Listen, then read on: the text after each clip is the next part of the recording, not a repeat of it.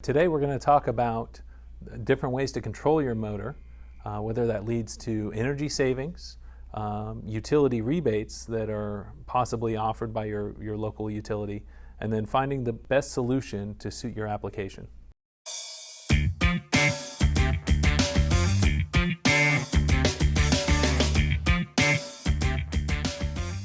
Hi, my name is Brent Montgomery. I work for Royal Industrial Solutions, part of the Industrial Solutions Network. Today we're going to be talking about the 3 different ways to control a motor. You can run it across the line, you can use what's called a soft start, or the third method, and my favorite, is to use a variable frequency drive or a converter. When you run a motor across the line, you invite up to a 600% inrush current, and the utility can actually charge you based upon that inrush current and set a benchmark, and like I said, charge you based upon that current factor. The second way, and kind of an in-between, is with a soft starter.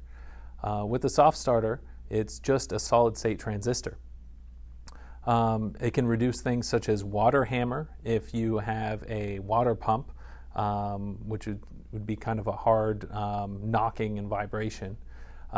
If you only want to run the motor in one speed in one direction at kind of a specified speed, like I said, it is a pretty good in-between. And then lastly, what we have is a VFD or a converter.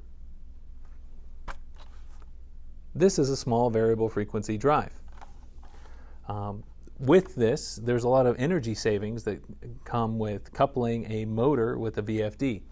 So for a pump or fan application, which is variable torque, it's not proportional the amount of savings that come with running it at a slower speed.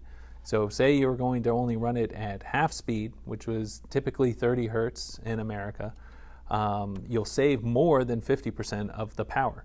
You'll actually save up to 87% of the proportional kilowatt hours.